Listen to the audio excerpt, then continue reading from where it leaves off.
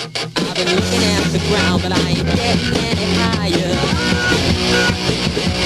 I've been trying to find a way to set the world on fire. All right, everybody, what's up? Thanks for downloading the Voice of Bedlam podcast. I'm your host, Andrew Santoro. No Sean today. Still waiting for that baby. He's not here yet, but no Sean today. I'm flying with Devil John. What's going on, John? What's going on, guys? I figured I'd sport my wonderful Cam Newton rookie jersey today because we're going to be diving into the NFC South and the AFC West today. So I get to cover two of my favorite teams. It's kind of cool. So, but how you doing? Well, I'm doing all right. As long as we're here doing the show, talking about the NFL, I'm always good. But let's check in with, we got a fill-in for Sean on the phone. We got King Colin coming straight out of Philly. Colin, what's going on, dude?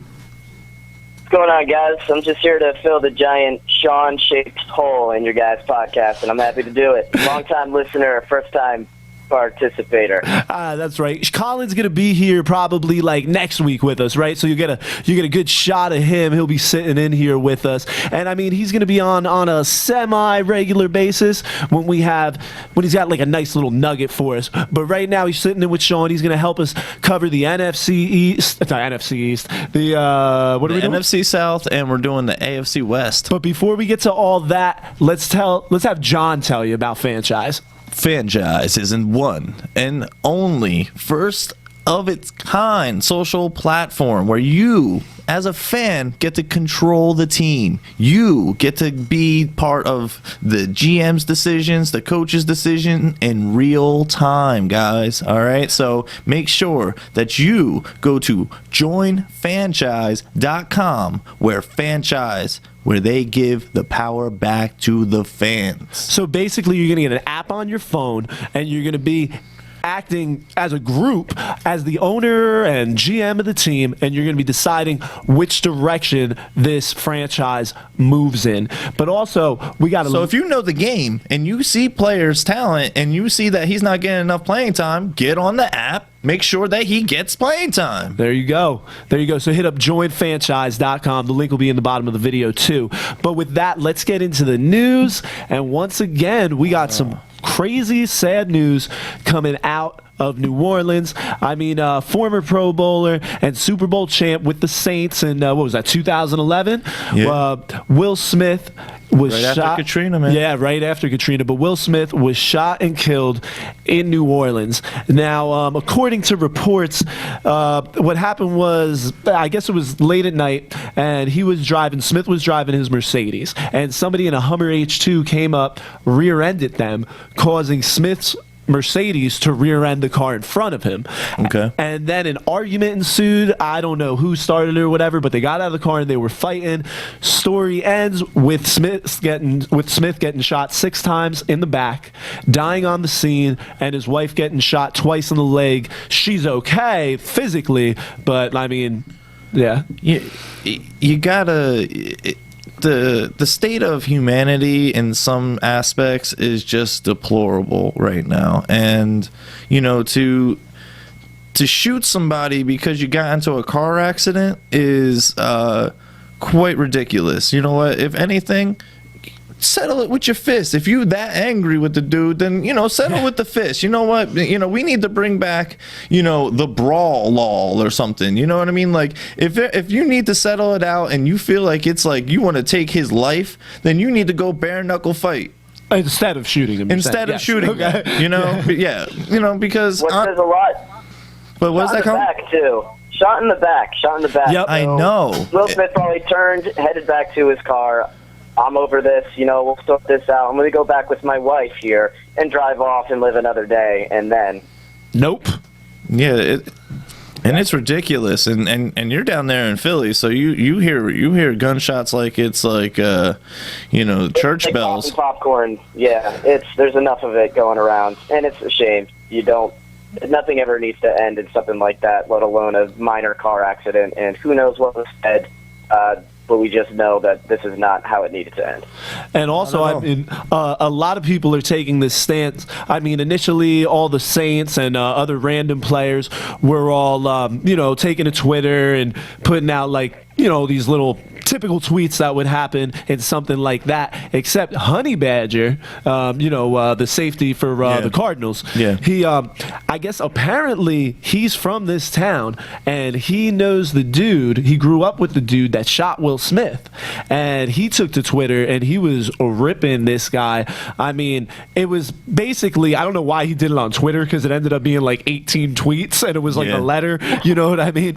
But basically he was saying he grew up with this kid and he was calling him a bunch of names and stuff, you know what I mean? But he was saying he didn't think he would grow up to be a killer and a coward and all this. And then he also went on just about the government down there in New Orleans and how it's corrupt. And I mean, some of the things he was saying were very good. Do you know what I mean? I agreed with most of what he was saying. The fact that some people are still in FEMA camps and stuff from Katrina is quite appalling, considering the fact all the drives and things and all the money and aid that from the fundraising, as well as the relief fund, the National Disaster Relief Fund that New Jersey also received from the Super Sandy. So it's ridiculous, it's I just watched the documentary about the Duke lacrosse the other day, and it just it brought back a bad taste in my mouth, because I played lacrosse, and and I noticed that it was an upper middle class rich sport, and I was the hood booger from Southside. So it's like but it's all right. I went out there and I started hitting people, so it was all good, but but when I watched the documentary, what you take from it is that justice is blind, and there's people that pull the strings in the Justice Department, and they create all this stuff, and unless you know where to look, you get shafted. And just like there's another Netflix thing. What is that? Hulu? Making a murderer. Yeah. I watched that, and that's disgusting. I'm like, yo, this is disgusting. This is like utterly disgusting what people can do. So where's the checks and balances in that? All right, but we better take a break and tell you guys real quick about Reputation Resolve, which is an all-in-one software that helps you build and manage your business's reputation online. It will keep you connected and get you 5-star ratings and feedback to better serve your customers and start growing your business reputation online today. Go to solutions.reputationresolve.com. That's solutions.reputationresolve.com. So, John, what's going on with the Jets? Because we were talking about last week the Brickashaw Ferguson having to take a pay cut so they could re-sign Fitzpatrick, possibly. Yeah. But, I mean, now the things have changed a little. What's going on over there with Mean Green? Well, Mr. DeBrickashaw announced a retirement, and they acquired Ryan Clady. Yeah, I mean, I don't know if I really understand this. Now, not only did they acquire Ryan Clady, they also got a 7th-round pick from the Broncos, and the Broncos only got a 5th-rounder. Okay, so but Clady, I mean, he's really injury prone. The Brickashaw Ferguson took played 160 straight games. You know what I mean? And then called it quits. Yeah, I mean, they were asking him to take a pay cut. I guess maybe he didn't want to. Maybe he was contemplating retirement already. I wouldn't think so though, because it's kind of late. Do you know what I mean? They hit him with the tag though, right? No, he wasn't tagged. No. I'm trying to say. No, that was somebody. Did Muhammad Wilkerson? That's it. Yeah, defensive line. Yeah, but they're gonna they're making Clady take a pay cut. I mean, he was scheduled to make, I believe, $9.5 million, and now he's going to be on a 1-year deal worth $6 million with a base value of $3 million. Then there's some kind of option next year for the team. I'm not going to get into that. I really don't think they're going to. I think this is a 1 year. Yeah. You know what I mean? We'll see. Let My main question for this is, why are the Broncos in position to weaken their offensive line? And sure, yeah, fifth-round pick, you might be able to get somebody, but their current starting quarterback is Mark Sanchez. You'd think you'd want as strong of an offensive line as possible in order to protect a, let's call him, lackluster quarterback. Well, I guess they're figuring that his mobility and agility is going to be a lot better than Captain Noodle Arms.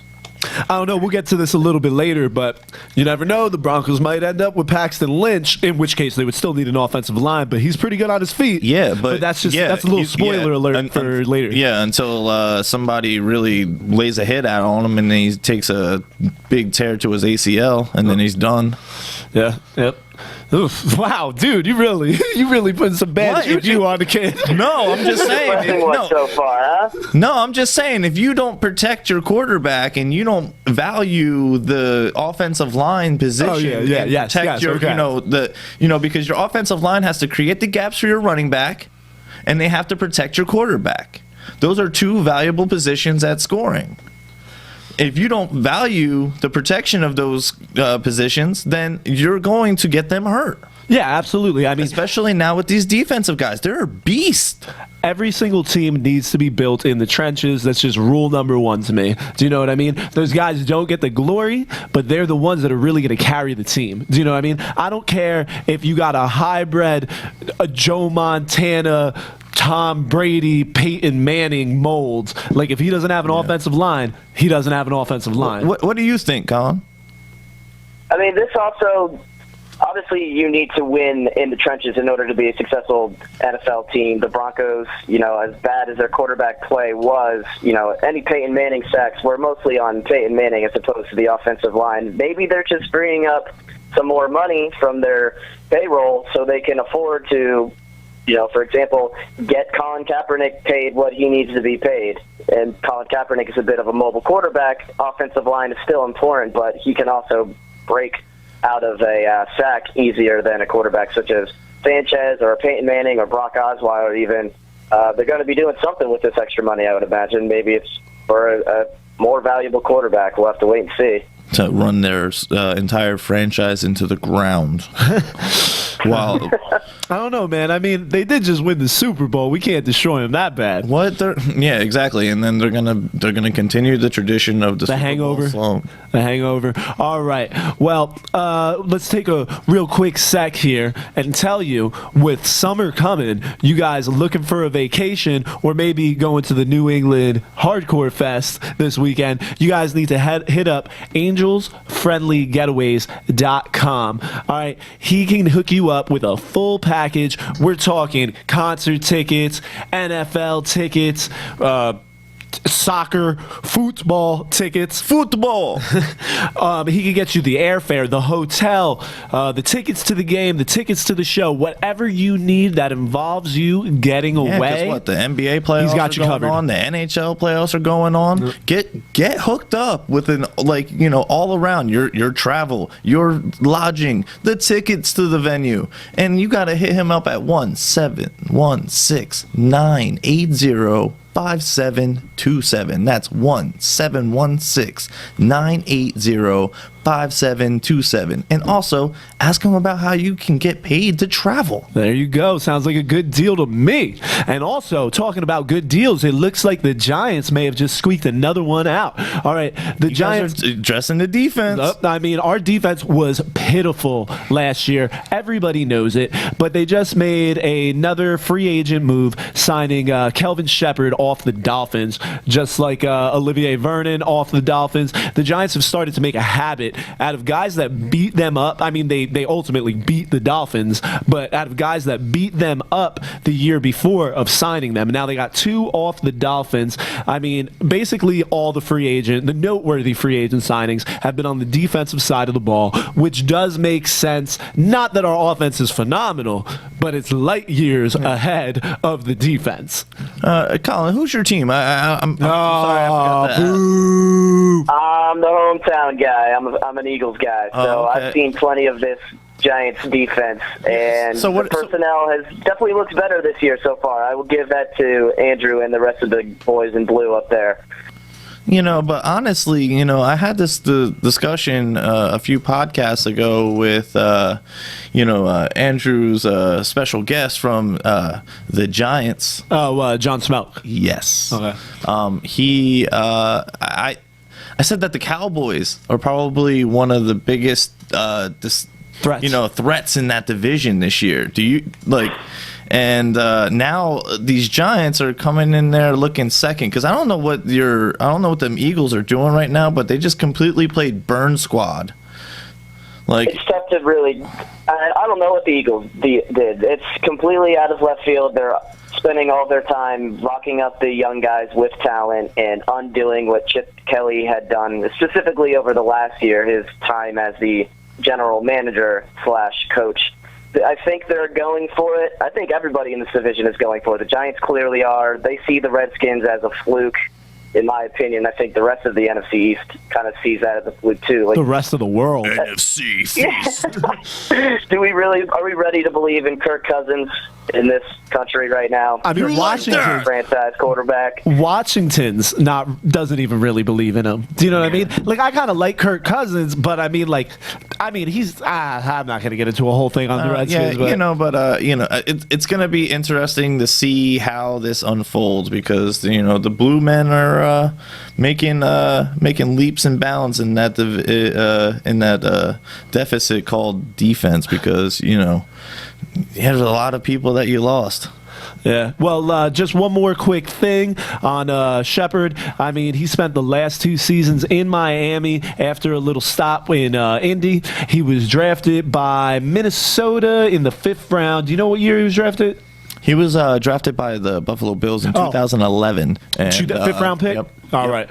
Okay. But with that, let's get things kicked off with the 4-minute hut. 4-minute hut. The what? 4-minute hut. Okay, all right. So we're going to keep going division by division, breaking down the first round. We're going to throw out a couple names for each team and why they could be good for that team, why they'd go with them. Some of us are doing it based on need. Some of us are best player available. We're just putting our GM hat on, our scout hat, and just thinking, guys, we would be kicking around if we were in their shoes. Tonight, we're going to start off with the NFC East, and my man, Devil John. South. Oh, why do I keep saying that? Because we just talked about your Jeez. NFC East. We're going to kick it off. If you want to hear about the NFC East, you can go see last episode. Yeah. But we're going to kick it off with the NFC South and John with the Panthers. The dirty South, the 3-time 3 consecutive. NFC South champions. Honestly, they gotta address some holes on the defense, especially in the safety position, and maybe lock up another defensive end. Going into the draft, I looked at Bucky Brooks. Bucky's his report seems to think that Carl Joseph of West Virginia, the safety out of there, is going to make it to there, and he's 5'9". He's projected in the rounds 2 and 3, so I'll be curious to see if they go for him in the first. Were round. they picking 30? They're 30. Yeah, 30. Because the Broncos are 31 Correct. with no Patriots. Yeah, I mean, see, everybody you're looking at there is a borderline, is a bubble guy, like for the first round at least. But one thing about it, when you're in that spot, right, when you're in that dude's shoes, you don't want to be picked with the 32nd overall pick, the 31st overall pick, because with the new CBA and that 5th-year option, you will hit free agency quicker if you're the first pick of the 2nd round. Do you know what I mean? And you're going to get that big money sooner. So a lot of players are saying they'd rather fall to early 2nd than late 1st because the money isn't that different, and they get out of that 5th-year option. I could see why they want to go with him. He's, I watched a couple of his games, and he's a great tackler. You know what I mean? And you have to, especially now with you're not being able to touch players, and him being 5'9". You know what I mean? He's got to be able to like Ed read the situation and lay the hit out. Well, yeah, I mean, especially nowadays, a lot of teams. Well, he's playing safety, not corner. But I was gonna say a lot of teams they want them bigger guys, but it's safety too. But everybody's going after that. But he's got great coverage skills, and the guy I really want to see come off the board is Von Bell from Ohio State. I really want him. He's 5'11". And he had 2 interceptions last year, 65 tackles, and 9 broken passes. Broken up passes, sorry. So those Buckeyes are really sticking out. Exactly. There's a lot of those. And he was on the national championship squad. Everybody, all of Ohio State is being taken in the first round. So that's what I'm saying. If Von Bell is still on that board, I want him. But defensive end wise, Emmanuel Ogbah of Oklahoma State, he's 6'4", 273. He ran the 40 in 4.63. Yeah, I had him on one of my lists too with Denver. Denver, yeah. He's actually, he was on my list for Oakland as well, because Oakland's starting to address that defense as well, but that's later in the show. But other than that, the second person that I think would be Kevin Dodd, the defensive end out of Clemson, 6'5", 277. I think he's he was in that national championship game against Alabama, and I just remember watching that game, and I was like, man, he's putting a lot of pressure on them, and that keep pounding Panthers mentality is it's got to continue on the defense, and I think he's somebody that could jump right into the game, and and be a contributor. Yeah, so so Kevin Dodd or Carl Joseph. See, now that you're talking about Kevin Dodd, like you're just stealing all my people. Because I had Kevin Dodd possibly going to the Saints. So I'm going to tell you some stuff that I got on him. I agree with John. He looks like he's a plug-and-play player. You know what I mean? Defensive end out of Clemson, 277 pounds. He's got a great frame. I mean, he's been known to just throw offensive linemen around. He doesn't wait around the play. He wants to be the guy that makes the play. He's a power hitter who seems to always know where the ball is, all right? He doesn't get lost in the wash or anything like that. He's a coachable player. He contains the edge, and he's always on watch for that bootleg and that screen. He had a boost in his numbers last year, and I mean, he saw his quarterback pressures go up 46, and wow. He was credited with 12 sacks in 2015. So I got him going to the Saints too. And Colin, we were supposed to have you go here, but you care if I just keep rolling with the Saints real quick? Continue on, man. All right. And the next guy I got possibly going with the Saints, sticking with that defensive line, that's Sheldon Rankins, defensive tackle out of Louisville, 6'1", 299. All right. Now, this dude, he's just a good space eater, and he could play in the gap also. Like, you know what I mean? Defensive tackles, they're not necessarily 3-down players, but he seems like he could be. He even for his size, he's really flexible and athletic. He's very explosive. He fires into blockers, making him very disruptive. And coming from the center, he could really get some pressure on the quarterback or just open it up, just smash up that pocket and let the glory boys on the defensive defensive ends take him out. Do you know what I mean? Do you got something, John? You look like you want to say something. Yeah, no, I was gonna say I hope that they start addressing that defense because they were last. They were last in the NFL for defense. So, they're gonna have to really make some big moves. And I think that I don't see the wide receiver because although Laquan he's a nasty. Treadwell? Yeah, he's the next guy on my list for the Saints. Because I went with 2 defense and 1 offense. I don't see him going offense though, but I really don't. Especially when they were 32nd. You know what I mean? Like you're gonna have to address the need of defense. I agree with you. I I think they'll probably go with Rankins, but I mean, if they do go offense and Laquan Treadwell is hanging out there out of Mississippi playing in the SEC, all right, 6'2", 221 pounds. A lot of people see him more as a number 2 guy. Do you know what I mean? He's really not a speed demon. His 40 is at the combine was a 4.6, a 4.63. Do you know what I mean? 31.5-inch vertical leap. But he's smart. He's strong. He's not afraid to fight for the ball. You know, he'll really go up nose to nose with some of them nasty corners like a Sherman or Patrick Peterson. You know what I mean? Like, he's Norman right there in the division. Yeah, exactly. Yeah, so I mean, he's a tough guy. I mean, most see him like he's not even just a natural football player. He's just a natural wide receiver. But he has room to grow. You know, he's not that top guy, but we are getting a little bit later in the draft. You know what I mean? But he's got nice moves. He can keep his feet stuttering and still run a crisp route. Do you know what I mean? I mean, and playing in the SEC, you know what I mean? Most of them dudes come out and they're nice route runners. You know what I'm saying? Yeah, but like I said, you know, if they go with an offensive player in the first round, I'm just gonna, you know, sign my check over and seal my Super Bowl ticket to watch my Panthers because the division's locked up then. See, but Treadwell, they wouldn't just be getting an offensive player because this kid seems like with his nice frame and he's not afraid of blocking. He would need some coaching up on the NFL level, but he looks like he could be a core special teams guy as well, which is good because he's going to be coming in probably a little bit lower on the depth chart, and you really need that guy. I'm not saying he's going to be the gunner, but like he's going to be on. He can play special teams for you. Do you know what I mean? Which is good. Yeah, I got you. You have Brandon Cooks there already to get some speed on the outside. He can really take the top of the defense. So it sounds like Treadwell would actually fit in kind of fine, going over the middle, doing the outside routes.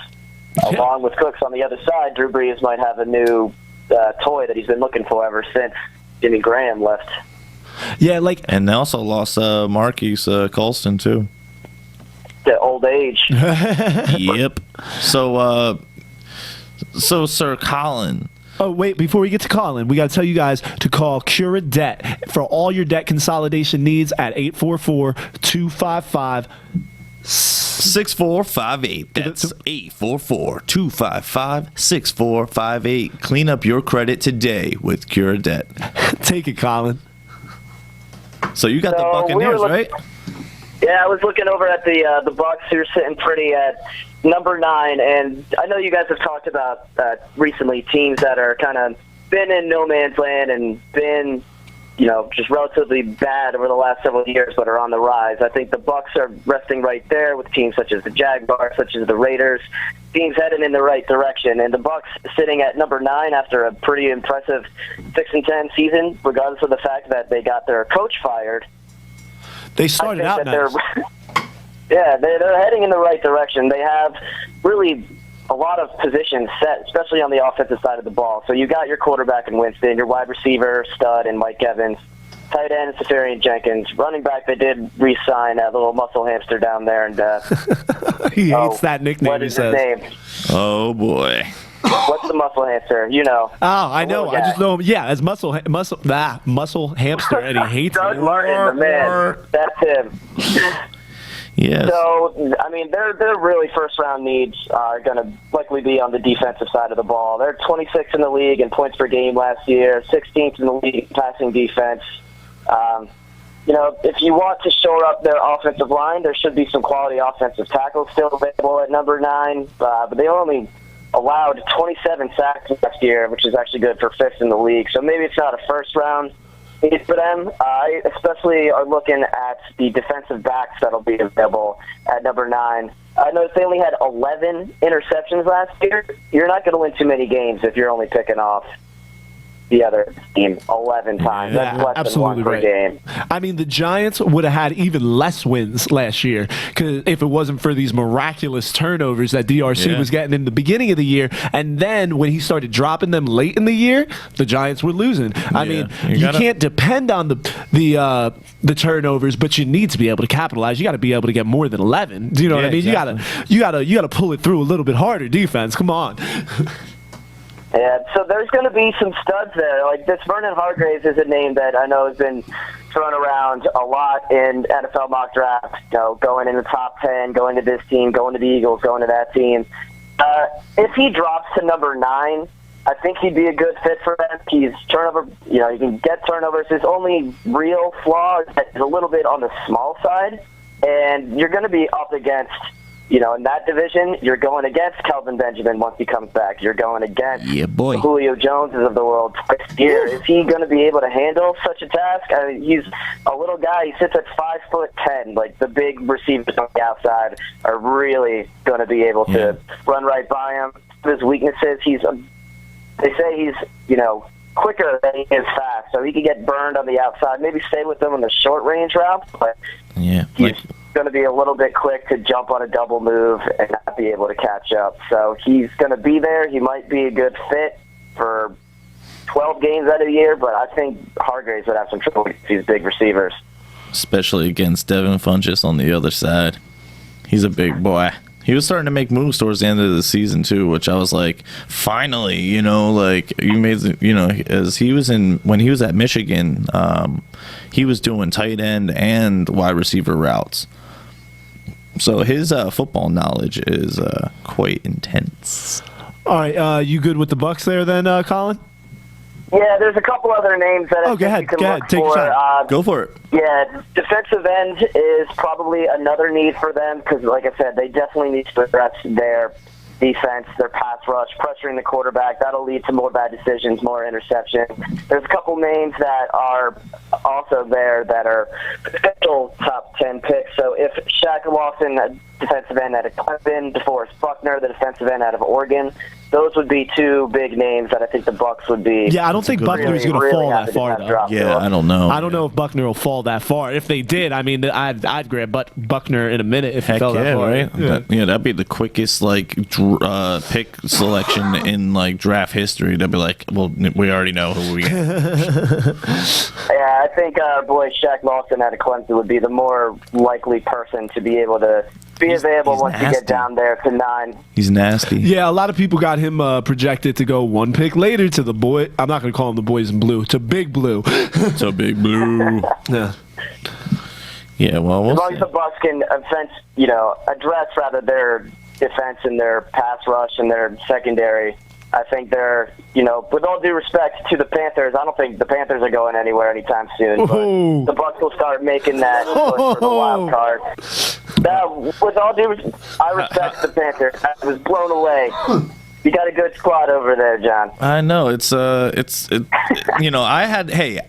I am a A1 day one fan that grew up a Raiders fan, but I went through the Kerry Collins years. Okay, all right, no, and then Why you hate on Kerry Collins so much? Jake Delhomme wasn't much better. Super Bowl quarterback. Jake Delhomme went to a Super Bowl though. Kerry Collins with blue. Yeah, he went to a Super Bowl and 5 interceptions. And you know what? Yeah, he gave it to the Baltimore Ravens. So he was MVP for the Ravens.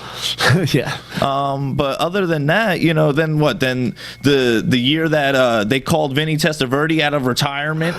Come on, bro. We had Rodney Peete on the end of his career. It was a joke for a long time, and now there's a glimmer of hope. So I'm like, yes, finally. I don't feel like a schmuck. So yeah, because at least for a while I started to really sympathize with you Eagle fans. Hey, at least you got a guy now. I mean, you could still be like the Browns. I mean, the Browns, this era of the Browns as an expansion team, I mean, it's just been disgusting with quarterbacks. And you guys weren't in as bad a shape as they were, but I mean, the expansion teams, it's rough. Sometimes it takes. I mean, I know you guys made it to the conference championship against Brett Favre. Yeah, I mean, the Jags did too as an expansion team. Yes, they did. But then both of you just completely fell off for a decade. Heck yeah. And the Jaguars are still down. And then it took a arena football guy named Jake Delhomme to come in and do the job. What's up with that? All right, well, let's stick with the division, close it out with the Falcons. John, what you got? The Falcons. Dirty bird. Birds. The Dirty Birds, a.k.a. Hot Lana, as I like to call them, not Lana, because they're not really that hot anymore, because Matty Ice is exactly that. He's ice cold. Ooh. Ice, baby! Get out of my face. Anywho, but no, they need a lot of help. They need some threats now in the wide receiver game, because they only have one. They need somebody to get off of Julio. You know what I mean? Because they need to spread those defenders out. Julio was nuts last year. So obviously, I'm gonna jump on the Laquan Treadwell, bandwagon here, because even I think Walter Football has Laquan going to him, and that should be it should be interesting, because he's an awesome receiver at Ole Miss. So with that being said, he is there's also Emmanuel Ogba, Colin. defensive lineman, At the tone. and also the defensive line could be addressed with a couple other people as well, maybe like Robert, I think it's Nikemdich. He was also at Ole Miss. What's up, Colin? What's up, Colin? What's up, guys? All right, So, we got John still going here. Yeah, but also maybe Darren Lee, linebacker at Ohio State. Ohio State, man, they had the national championship squad, so a lot of people can jump onto that bandwagon as well. But honestly, if Miles Jack is there, from UCLA, I see Atlanta going for it, because they really need to address the middle linebacker position. What pick did the Falcons got? I think they got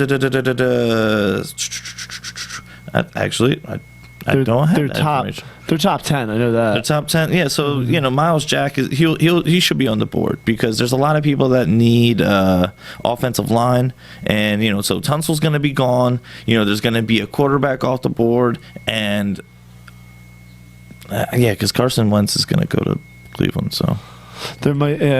I mean, we'll see. a lot of people got Goff going second. Colin, I mean, we're not in the NFC East, but as an Eagles fan, what do you think about if you guys picked up Goff? I think it's actually a smart move for the Eagles. If they feel strongly enough that one of these two quarterbacks with the first-round grade in Wentz and Goff are good enough to be the long-term quarterback solution for the Eagles, I'd say you go ahead and not trade any star players. There's a lot of talk of, trade a Fletcher Cox in order to move up. I don't agree with something like that. But while you're in single digits, the Eagles are trying to compete. They don't want to be this close to the number one overall pick anytime soon. So while you're here after this great trade that Howie Rose and the GM made to get up to 8, I think now is your best opportunity to get a quarterback in the future. It's not going to be Sam Bradford. He's not good enough, and there's just too much money invested in it. Absolutely. Well, you just gave him another paycheck, so Yeah, only for a couple of years, but they've got some decisions to make at the position, no doubt. But speaking of your paycheck, why don't you keep some more of your paycheck in your pocket and take matters into your own hands when it comes to your vehicle, and replace your oil and air filters with K&N replacement filters. They are made in the United States, Riverside, California, since 1969. Okay, they're lifetime reusable air filters, million-mile limited warranty, and it's lasting up 50,000 between servicing. Yep. So it was the original performance filter of NASCAR, and you know what? You got to take care of your vehicle so that you can keep more money in your pocket, stretch your bills, get more MPG. So make sure you go to knfilters.com/podcast. If you guys go to knfilters.com/podcast, you're going to save even more money, okay? They're going to give you a nice little deal. They're going to get you free shipping. And a K&N hat. All right, so you can rock the K&N brand. All right. Like I do, man. I'm not gonna lie. I'm sounding a little homerish, but yeah, I rock the brand. And I'm a Jeep guy, so I love my Jeep. All right, let's get back over to football. Colin, you work anything up on the Chiefs over there in Kansas City? So what do you think Dr. Robotnik's going to do with these Kansas City Chiefs? Andy Reid. Well, first off, Dr. Robotnik needs to worry about catching the little hedgehog as opposed to worrying about the NFL. I'm a big Andy Reid guy, though. Love the stash, everything about it. He looks like he needs to lay off the barbecue a little bit. You guys got to check out, talking about the stash, you got to check out Colin's Twitter handle. What are you, Mario in that picture or something, dude? What is that? That's the Swedish chef. Oh, yeah, that's what it is.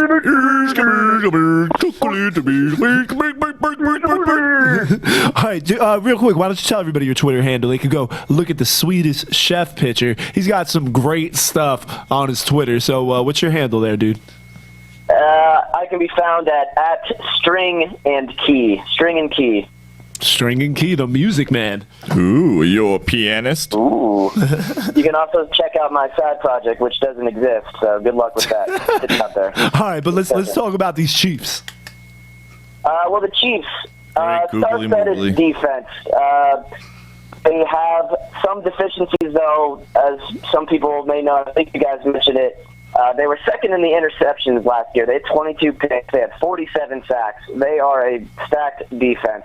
However, Sean Smith, their starting corner, just took $20 million guaranteed to go play a little division rivalry with the Raiders. So if they want to keep that defensive, that's up to par with the rest of the teams in that division. I'm looking at the Broncos. They definitely have a big hole to fill, as well as the obvious offensive deficiencies in the fact that after Jeremy Maclin, who led the team in touchdown and receiving yards, and if you rule out Travis Kelce, their next leading wide receiver is a man named Albert Wilson, who had a earth-shattering 451 yards receiving. That's like number 4 numbers. You know what I mean? Barely 451 yards more receiving than we had here. So they definitely have some holes. All right. As far as the cornerback goes, though, I think they're going to want to replace Sean Smith. There's 3 cornerbacks. Alex Smith. I'm talking about Sean Smith because of that hole in the cornerback position. Oh, cornerback. Yeah, there's 3 corners that are going to be floating around that early second to late first round, and the Chiefs are only picking at 28. We got William Jackson, the third cornerback out of Houston, who's kind of an aggressive style, good size, 6 foot, and this kid ran a 4.3 40 times. So there's going to be zero worries about this guy being able to keep up with the wide receivers. He's a bit aggressive, so he might be able to bite on more double moves than you would really look for, but if you have the speed to, that 4.30 40 times speed, you might be able to play some catch up there. So high risk, Eli high Apple, reward. Yeah, there's a lot that could go wrong, but he's somebody who's like NFL ready, could step right in. There's another corner, another Ohio State Buckeye, Eli Apple is a name that's getting talked a lot. He's a quality corner there. Taller, longer arms. He's not quite as fast as Jackson, but the length, the width of your hands, your arm length, that is the kind of stats that a lot of NFL teams are starting to gravitate toward with the bigger league that they're sticking out there right now with these big boy wide receivers. Yep, pretty good. You got to find. I mean, he retired, but they're looking for that corner that can cover that Calvin Benjamin, or not Calvin Benjamin, Calvin Amari Johnson. Cooper. No, but I'm saying because we're talking about the chefs right now. Because they're gonna have to go up against Amari Cooper twice a year. You're gonna have to go up against Denver's targets. For some reason. You got Demarius and Emmanuel Sanders on the outside there. There's a ton of speed you got to deal with. Yeah. So also, here's a sleeper. Looking at the Chiefs, you got Alex Smith, who is, let's be real, he's a mediocre quarterback at best. His one main reason that he's still in this league is because he's smart. He's got great field awareness. He doesn't turn the ball over a lot. But this defense has always been top 5, especially ever since Andy Reid got there. And they still have won 1 playoff game in 3 years. I don't know if they're going to be able to do it with Alex Smith.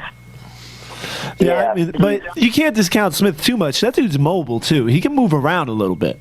Yeah. He was doing it in that but playoff game. He's started enough to take this offense to the next level. That's why I think Paxton Lynch might be an interesting decision that the Chiefs may make that late in the first round. If he lingers around there, he might be a bit enticing to the Chiefs here. Yeah, I think if he does that, then he might as well go back to his original job of correcting furry creatures and putting them into a mechanical thing where a push button top releases them. Sega! And Sega! Sega! All right. So, John, you good with KC then? Or you got anything else on KC, Colin, or should we move on to the Raiders? There might be some wide receivers there. Some names like Will Fuller out of Notre Dame, Corey Coleman. He's out of Baylor. Josh Doxson out of TCU. These are some of these burner wide receivers that might be a nice complement to Macklin. But I am pretty confident the Chiefs are going to want to address this quarterback hole on defense. But we'll just have to wait and see how they decide to try to take their team to the next level. It's always a crapshoot. You know, especially since like Macklin's you're gonna, and he's old. He's getting done. He's done. He's getting like. Yeah, he's pushing the wrong side of 30. Exactly. If I remember correctly, so, but you know, as much as he's a good possession receiver, but he's I don't know. Yeah, I don't see him. I see him losing his number one spot though. I see him as a number 3, honestly. But moving on, we'll take it over to the Bay Area for now because they signed a lease for at least a year.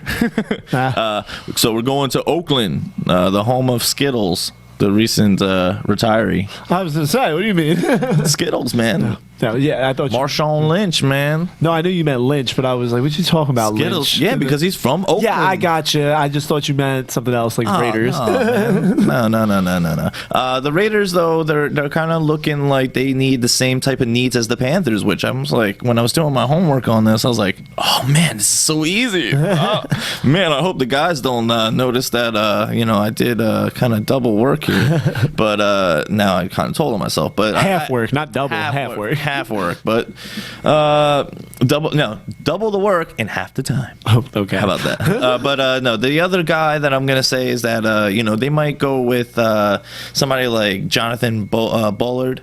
He's a defensive end, and he can also play that tackle position. And he's out of Florida, 6'3", 285.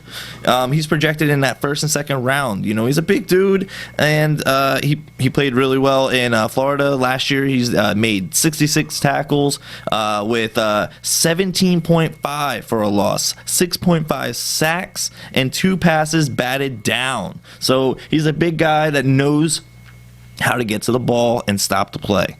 And the Raiders are, starting to address that defense. And also, speaking of addressing that defense, they're going to have to address that hole at cornerback position because they lost Charles Woodson, to retirement as well. So William Jackson III out of Houston would fit very well. And not only that, I believe they got a man from Houston last year. So, that chemistry could be right there, and he can go right in. Last year, he although he started his career at a junior college called Trinity Valley.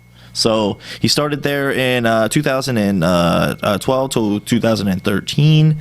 Then he went to Houston and made a name for himself. He tweaked his knee a little bit, though, in 2015, but he started 12 of 13 games, even with a tweaked knee. So he got 5 interceptions, 23 pass breakups, and he led the nation in passes defended. So, the Raiders are looking for a lockdown person that's going to be able to create, points off of turnovers. And I think that William Jackson III will be a perfect fit for them.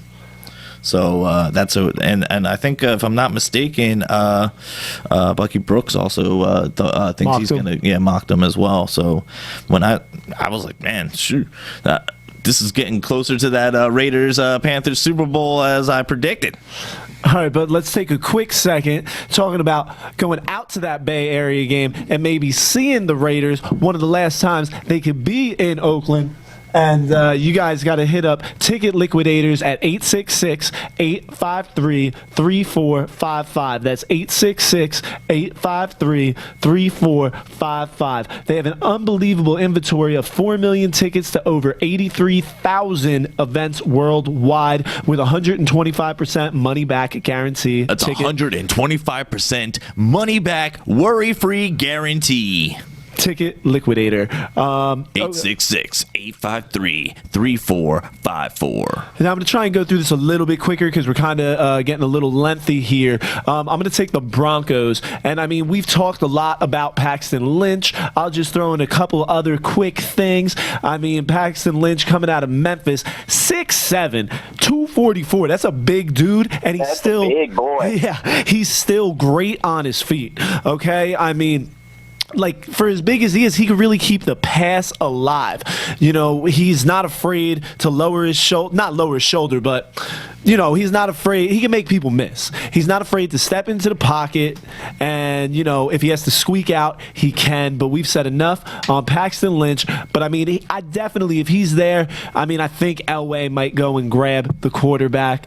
But then I have Austin Johnson. Now, he's a 6'4", 314-pound nose tackle right around, well, not around here really, but same state, Penn State. All right, he's a big boy, but he's by no means fat, and he's got great moves. And I'm just saying, Not a fatty. But yeah, I'm saying 314. How dare you call me a big man? Yeah, but like he's got strength, and you know, a lot of people are talking about how strong his legs are, how great how much leverage he has. You know what I mean? He's pretty agile for a guy his size. He had 75 tackles last season, and I mean, that's coming from the nose. Do you know what I'm saying? Like, Yeah, they're going to need that's like pressure. linebacker numbers. You know what I Yeah, mean? so, you know, with Von Miller there, too, still, you know, that's going to be... Marcus Lawrence still pressuring the quarterback. Exactly. That's scary defense already. Yeah, that'd be a deadly duo. I mean, but the next guy I got, also sticking with the defense, but moving a little bit more outside to Noah Spence, defensive end, 6'2", 251 pounds. Now he's a junior coming out of Eastern Kentucky. He ran a 4.8 at the combine, so that's not bad for a DN. No, you know not what at I all. mean? It's pretty quick. Yeah, exactly. Like Julius Peppers almost quick. He's viewed as more like maybe like the fourth guy out of the defensive ends, but still definitely first round material. I mean, he really showed that he was a first round material in Ohio State, but there's a lot of red flags on this guy. All right, he would probably be going higher if there wasn't so many. I mean, he was banned from the Big Ten for repeatedly failing drug tests, and that's how he ended up in Eastern Kentucky in 2015, which is, you know, but his big problem was he came out and said that he had an ecstasy problem. And at first, he was lying and saying somebody was drugging his drink. And that's why he was failing these drug tests. But then they were just so frequent, he couldn't even hold up the lie, you know. And who's drugging somebody that's 6'2", 251 pounds? Like, I don't know, like man, seriously? but, Like, I guess... are people coming by spiking his I drink? guess Come on now. whoever that is quite bold. But well, it didn't happen. He was lying. I He just know. he's thinking. I He said, I might have just sprinkled a little bit of sarcasm on top of that. well, he said he's been taking ecstasy since high school, but supposedly now he's not. Nah, yeah, but he was co-defensive player of the year. So now his for the Ohio serotonin Valley levels are Conference. going to be all messed up. He's going to be an emotional wreck on the football field. So maybe he might not get picked up. But one thing that Never mind. You know what? Go to Denver. All right. You know, you're going to be an emotional wreck and you're going to be unstable, you know, so just go there. hating on him.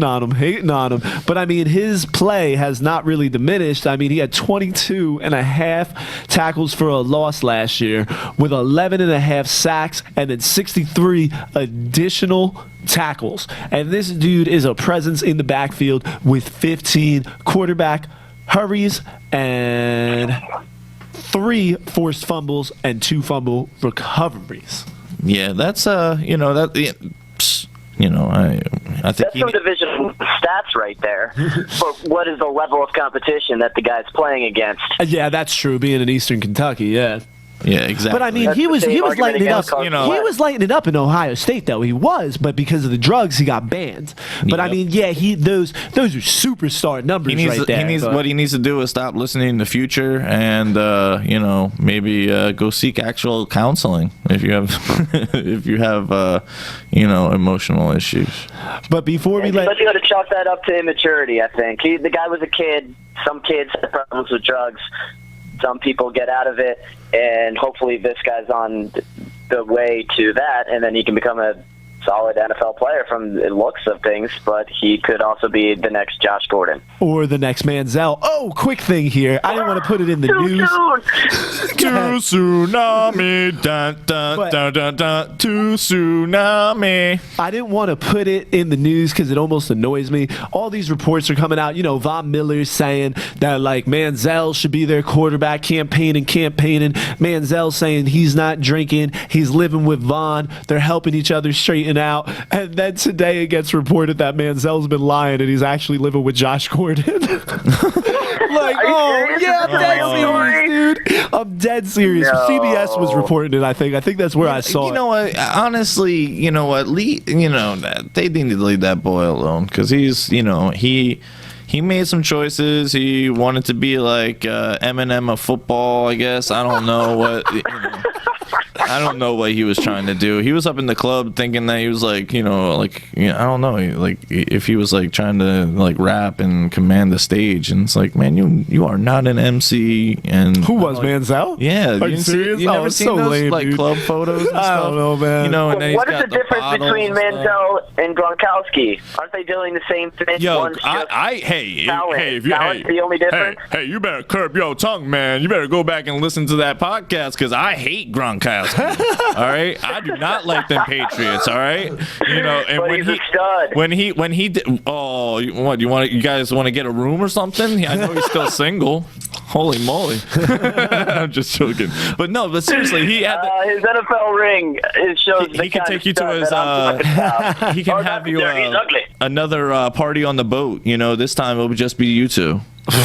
Okay, that's enough of that, I would- guys. Hot bubbly on the boat. All right, but before we let John wrap things up, before we run out of time with the Chargers, I got to tell you guys about American Carpet Cleaners. Now, you can get a hold of them at 317-847-6952. This is for Indiana area people. Yeah, but also on a bigger scale. Now, they are ranked as the #2 carpet cleaning company, but voting is going on now, and they're flirting with #1. Yep. If you guys can go to the link in the video and in the audio description, go over there and check them out, check out their page, make an appointment, vote for them. The polls close Friday, so head over there. So and help them out, please. if you've ever used them or if you want to give them a call, check out their ratings there. Their ratings are off the charts. We'll post the link in the bottom of the video. And if you want to set up an appointment, call 317-847-6952. 317-847-6952. John, what you got on the Chargers, man? Honestly, they got the 6th pick, right? So, I'm going to make this short and sweet. They're going to take DeForest Buckner. All right. I'm just gonna make it short and sweet. There you are. There's no ands, ifs, or buts about it. They're gonna take DeForest Buckner, and because there's no sense in addressing the offense because they got some solid people out there, and they're gonna need to put pressure on these Raiders who are starting to up and come. And you got to make sure that they put the pressure on Carr so that he doesn't get that ball out in enough time to Amari Cooper. But I mean, if Buckner's not there, do you think they'd maybe go with a guy like Joey Bosa? Because Buckner, Yeah, they're like Ramsey? at 6. They're at Maybe six. Jonathan Bullard.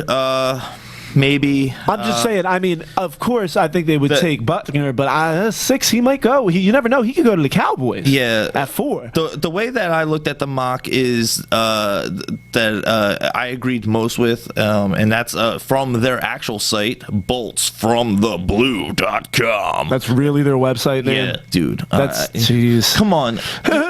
Dude, their song is San Diego Superchargers, San Diego Superchargers. Yeah, come on, get out of here. It sounds like the freaking like carpet commercial for Empire, but it less hooky. But they have DeForest Buckner going to them in the first round. They got Ryan Kelly going, the center, in the second. So and I guess Jonathan Bullard in the second round as well, because they got 2. So honestly, they're gonna need to address that defense. They're gonna have to, because them Raiders are going to take that division, and they're gonna have to make themselves relevant. And since Denver doesn't care about their offensive line, they're gonna have to address their defensive line so they can at least beat them twice. All right. I mean, I don't know. I guess that's going to wrap up the 4-minute hut tonight. 4-minute hut. But before we get out of here, Colin, so, I mean, like, you're going to be on the show, but you're not going to be on the show. What are you going to be doing with us, man? Because we want to keep you coming back. Everybody knows you know your stuff. So, like, are you going to be coming back on with us frequently? What's going on, man?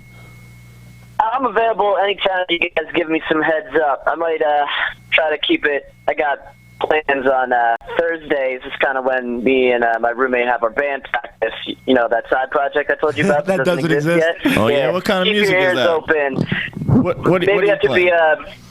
be set. So what are you playing? And give you a few seconds of a plug here. Like what's do you have a name for this project or what? To be determined. As Andrew Bedlam knows, I used to shred some guitar with the guy back in high school. The reason why he's working King on Colin. guitar licks. So what kind of music are we gonna expect from you then?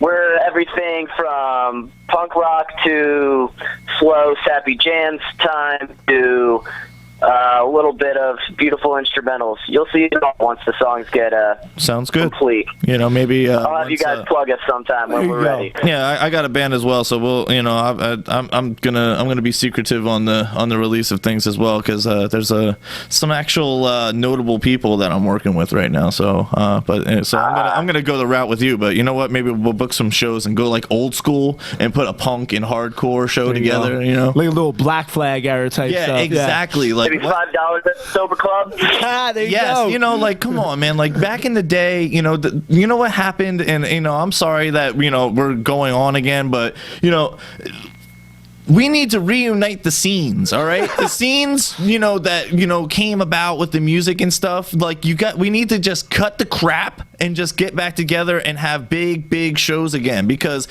whether or not we like it, people, we are all connected some way or another. You just have to follow the stem, all right? Follow the root system, and you'll find out all the same music came from a general direction. But with music makes the people come together. All right, this thing's really getting away from us here now. All right, so we're gonna tell you guys, Colin's gonna be joining us on Wednesday. We're going Monday and Wednesday this week. Colin will be here both shows. I think he might be here for 1 or 2 shows next week also, while Sean's gone. But make sure you check us out on YouTube. Hit us up on iTunes, Stitcher, voiceofbedlam.com.